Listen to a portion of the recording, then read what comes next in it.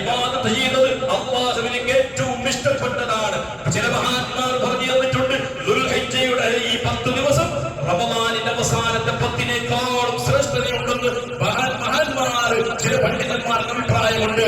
എന്നാൽ ഇത്രയേറെ ശ്രേഷ്ഠതയുള്ള രാത്രികൾ നമ്മൾ എന്തേ ചെയ്യുന്നുള്ളൂ? നമുക്കിപ്പോ ചർച്ച ചെയ്യാൻ തുടങ്ങും.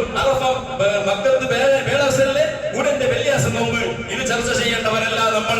ഇതെല്ലാം ചർച്ച ചെയ്യേണ്ടത് നമുക്ക് നമ്മുടെ ഖാദിമാർ, നമ്മുടെ ഇമാമികൾ നമുക്ക് അതിൻ്റെതായിരിക്കുന്ന വ്യക്തമായ കാര്യങ്ങൾ പറഞ്ഞു തന്നിട്ടുണ്ട്. എന്റെ മക്കത്തെ പോലെയാണെങ്കിൽ ഇപ്പൊ മക്കത്ത് ഒറ്റ സമയമാണ് എല്ലാം മക്കത്തെ കാര്യം പോലെ, മക്കത്തുള്ള പോലെയല്ല. മക്കത്ത് ഭയങ്കര മക്കത്ത് ഇവിടെ അന്നല്ല ആക്കേണ്ടത്. എന്തേ പറഞ്ഞത് അതെല്ലാം നമ്മൾ നോക്കേണ്ടത്. അതാത് രാജ്യത്ത് അതാതിന്റെ സൂര്യന്റെ കറക്കം അനുസരിച്ചുകൊണ്ട് ഗോളശാസ്ത്ര പണ്ഡിതന്മാർ അതിന്റെ വ്യക്തമായ കാര്യങ്ങൾ പറഞ്ഞിട്ടുണ്ട്. ഒരാൾ മക്കത്ത് പോലെ ആക്കുന്നെങ്കിൽ എന്താക്കണം?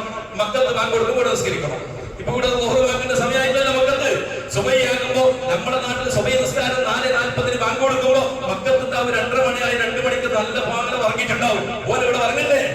ഇതെല്ലാം നമുക്ക് ബുദ്ധിയില്ലായ്മ കൊണ്ടാണ്. നമുക്ക് ഇതിനൊക്കെ പറഞ്ഞു തന്നത് അറഫാ ദിവസത്തിന്റെ നോമ്പ് എന്ന് പറഞ്ഞാൽ അത് എന്നാണ്. അതായത് ദുൽഹിജ്ജയുടെ 9ാമത്തെ ദിവസത്തെ നോമ്പ് എന്നാണ് ഇവിടെ നമുക്ക് പറഞ്ഞു തന്നിട്ടുള്ളത്. അതുകൊണ്ട് അറഫാ ദിവസത്തിന്റെ നോമ്പ് നമ്മുടെ നാട്ടിൽ നമുക്ക് നമ്മുടെ കണക്ക് പ്രകാരം ദുൽഹിജ്ജ 9 വെള്ളിയാഴ്ചയാണ്. അതുകൊണ്ട് നിങ്ങൾ ചർച്ച ചെയ്തുകൊണ്ട് സമയം കളയണ്ട. ഒരു കാര്യം പറഞ്ഞു തരാം, നിങ്ങൾക്ക് 1 മുതൽ 9 വരെ നോമ്പ് നോക്കൽ മുഴക്കതാണ്.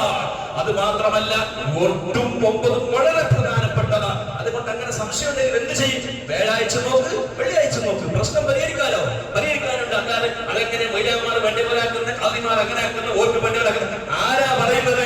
ജനാബത്ത് കളിക്കാൻ അറിയാത്തവൻ, ഉദുവിന്റെ ഫർള് കേട്ടാൻ അറിയാത്തവൻ, അവർക്ക് നിസ്കാരത്തിന്റെ ഇസ്ലാം കാര്യം അറിയില്ല.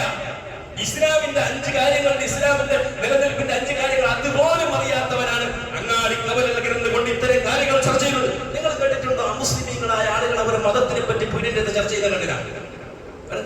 നിങ്ങൾ കേട്ടിട്ടോ? അവരുടെ മതത്തിന്റെ കാര്യങ്ങൾ പീഡിന്റെ ഹോട്ടലിൽ നിന്ന് ചായ കൊടുക്കുമ്പോൾ, കാപ്പി കുടിക്കുമ്പോ നമ്മള് സ്വാമി ശരിയില്ല, അല്ലെങ്കിൽ നമ്മുടെ ക്രിസ്ത്യാനികൾ നമ്മുടെ ഫാദറിന്റെ പ്രശ്നമുണ്ട്, ഇതെല്ലാം ചർച്ച ചെയ്യുന്ന അവരല്ല. അവർക്ക് ഭദ്രമായ ഒരു സിസ്റ്റം പെട്ടിട്ടുണ്ട്. നമ്മുടെ സമുദായത്തിന്റെ അവസ്ഥ പള്ളി കമ്മിറ്റിനെ പറ്റി ചർച്ച ചെയ്യുന്നത് റോഡ് സൈഡിലൂടെ, പള്ളിയിലൂടെ ഉസ്താദിനെ പറ്റി ചർച്ച ചെയ്യുന്നത് റോഡ് സൈഡിലൂടെ, ഹോട്ടലിലൂടെ ചായ കുടിക്കുമ്പോൾ ഏതൊക്കെ അന്യ സമുദായത്തിന് ഈ രാജ്യത്തിന് ഇസ്ലാമിനെ തകർക്കാൻ വേണ്ടി നിൽക്കുന്ന ഏറ്റവും വലിയ തീവ്രവാദ ചിന്താഗതിയുള്ള അമുസ്ലിമീങ്ങൾ ഉണ്ടാവും. അവന്റെ മുമ്പിലേക്ക് പള്ളിന്റെ ഉള്ളിലുള്ള പ്രശ്നം, അവന്റെ ഉള്ളിൽ പള്ളിയിലുള്ള ഉസ്താദുമാരുടെ പ്രശ്നം, നമ്മുടെ ഉള്ളിലുള്ള സംഘടനാ പ്രശ്നം, ഇതെല്ലാം വെണ്ണീറ്റ് അങ്ങോട്ട് വിളമ്പിക്കൊടുക്കുന്നതായ ഈ സമുദായത്തിന്റെ വിവരമില്ലാത്തവരില്ലേ? ഈ വിവരമില്ലാത്ത ആളുകൾക്കാണ് നമ്മൾ ബുദ്ധിമുട്ടിക്കേണ്ടത്. അത്തരം ആളുകളെ മഹല്ല് കമ്മിറ്റിക്കാരും നാട്ടുകാരും ഇരുന്നുകൊണ്ട് അവർക്ക് ബോധനം നൽകണം. അല്ലാതെ ഇവിടെ വെള്ളിയാഴ്ച ഉസ്താദ് വേദന ആരുണ്ടാവും? എല്ലാ ദീനിയായ നിലക്ക് ചട്ടുവട്ടിയിൽ ജീവിക്കുന്ന കുറച്ച് ആൾക്കാരെ ഉണ്ടാവും. ഇത്തരം ആളുകൾ റോഡിലൂടെ ഇന്ന് പോലും ചിന്തിച്ച് എന്താ ഈ സമുദായത്തിന്റെ അവസ്ഥ? സ്കൂളില്ല, ഗവൺമെന്റ് ലീവുകളാണ്, എന്നിട്ട് ഒരു 1ാമത്തെ സലാം വിട്ട് പോയി എഴുന്നേറ്റ് പോകുന്ന ഈ സമുദായത്തിന്റെ ചെറുപ്പം എപ്പോഴും നന്നാകും? ആർക്കാണ് ആരെയാണ് നന്നാക്കേണ്ടത്? വയത് പറഞ്ഞവരോട് തന്നെ പറഞ്ഞിട്ട് കാര്യമുണ്ടോ? കഴിഞ്ഞ ആഴ്ച സൂചിപ്പിച്ചില്ലേ, റോഡിലൂടെ ബൈക്കിലൂടെ വളരെ